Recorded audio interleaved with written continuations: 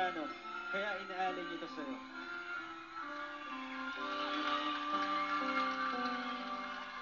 Ito naman ang puso ko, tumikibok-tibok at mayroong binubulong. Tila mayroong nadarama, umibig na yata sa'yo.